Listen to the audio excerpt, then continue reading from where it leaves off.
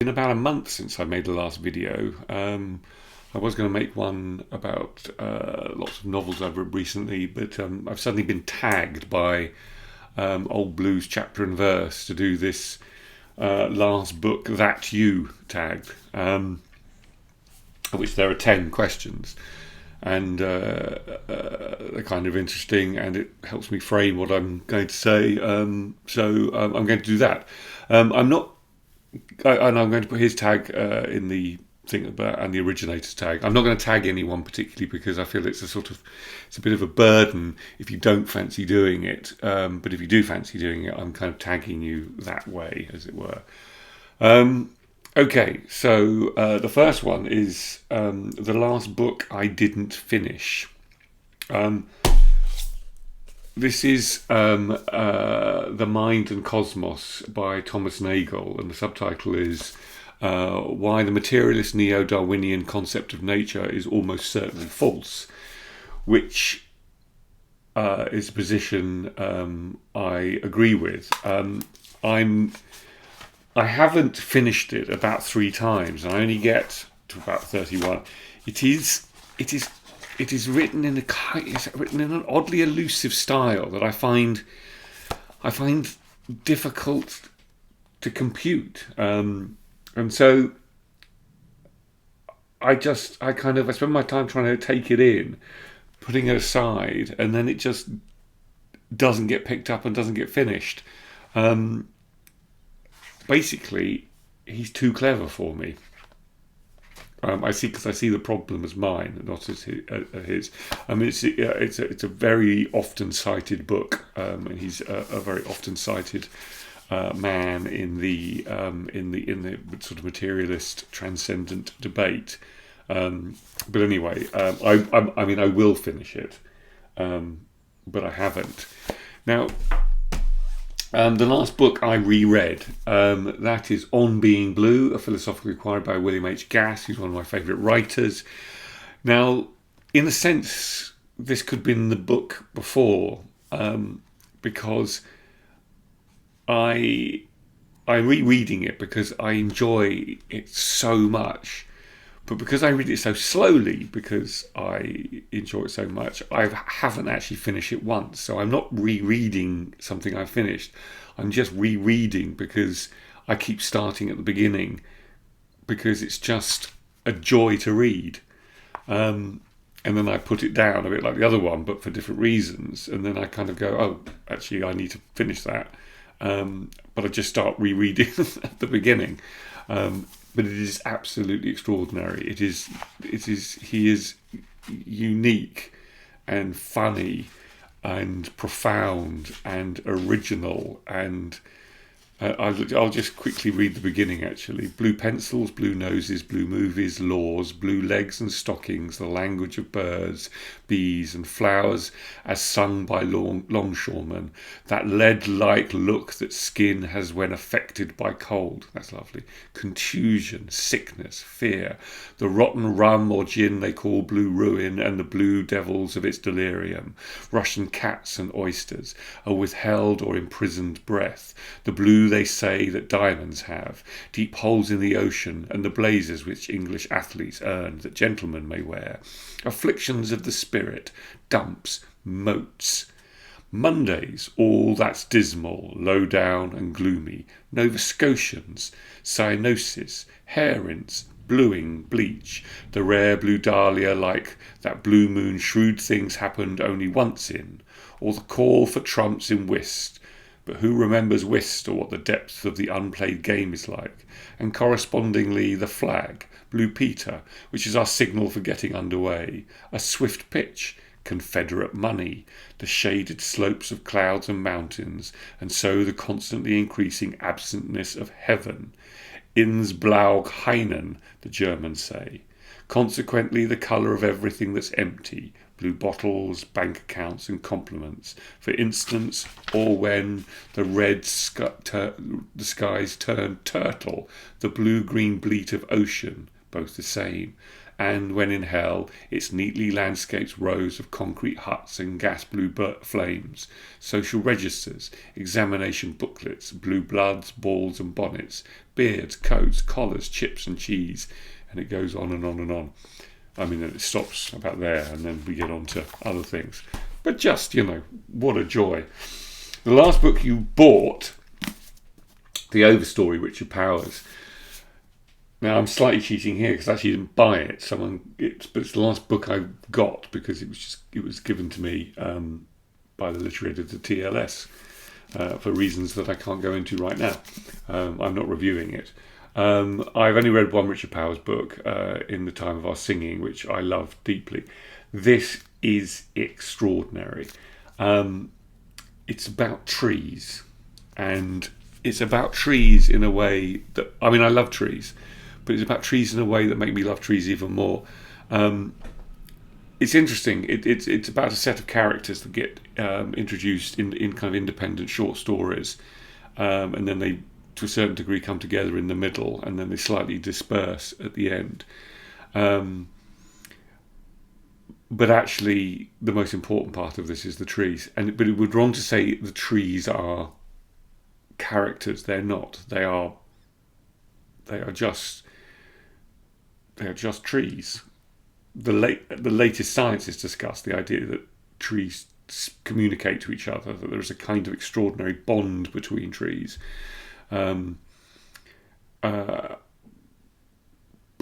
you cannot help be moved by the sort of ontology of the trees in our lives, and how we miss that sometimes when we are amongst trees. It's almost impossible to say what he does. He just keeps introducing them.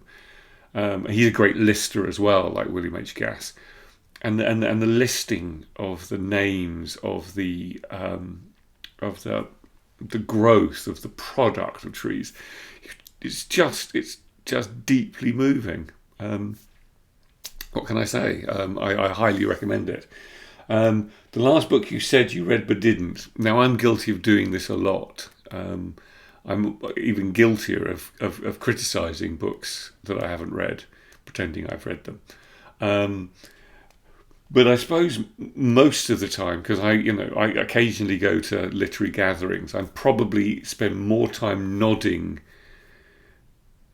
when people are talking about Ali Smith and her books than any other writer, and usually nodding in disapproval, which is really unfair because I've never read any Ali Smith.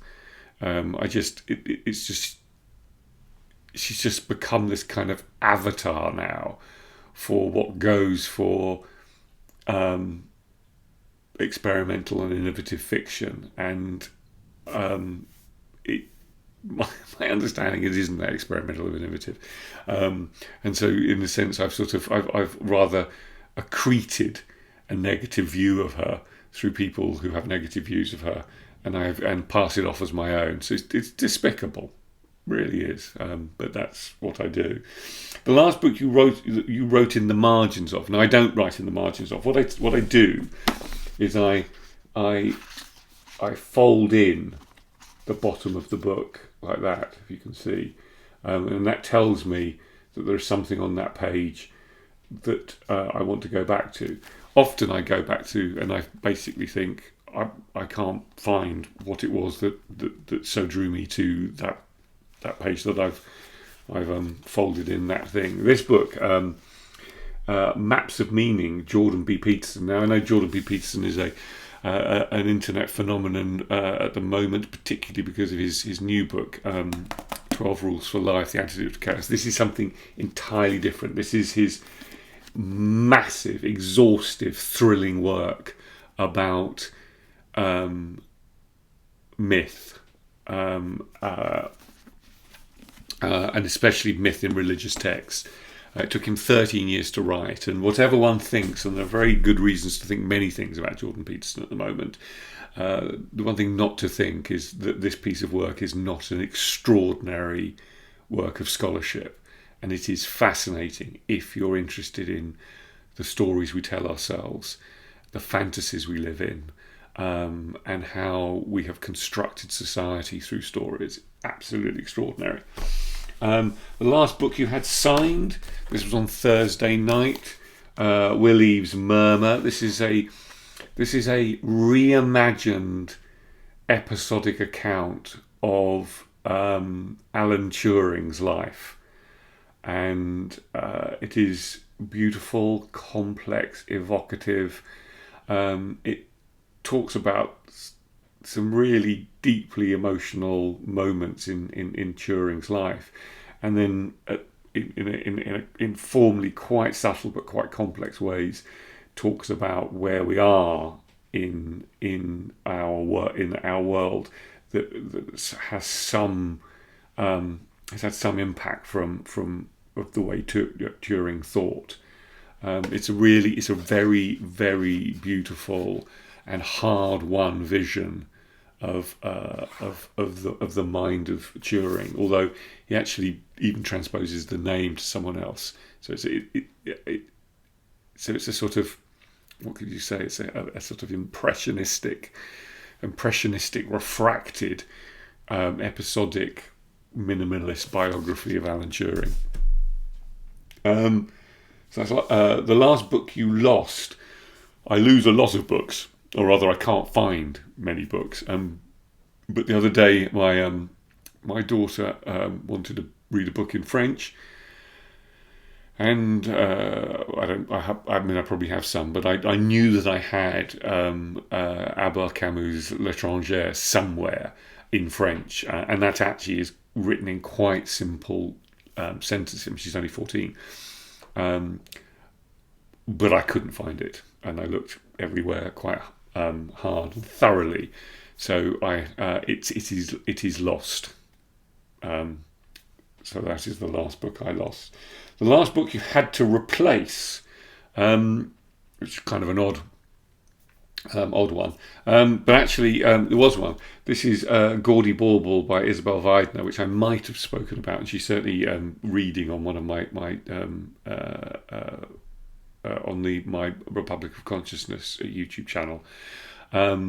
But she was shortlisted for the prize, and I couldn't find my original copy, so I had to buy another one to read it again.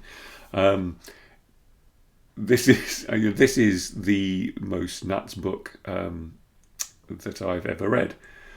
She is a brilliant writer, and she's doing something I think that has never been done before, which is over each chapter has a inanimate object co-opt the narrative, and that inanimate object gets its own ontology, which then drives the narrative in the next chapter, and that then is then another inanimate object. But you don't know what it is, and even those inanimate objects are somehow transfigured in ways that only the most extraordinary imagination could do, and it feels to me a book that's incredibly special and rare, and I wish her very well. It's very short. Okay, and the next one, the last book you had an argument over. Well, I can't really say, but there are two books that I've been having arguments over for. I can't really say because one's universe is finite, and I don't want to talk necessarily about books that people who I vaguely know or people who know these people.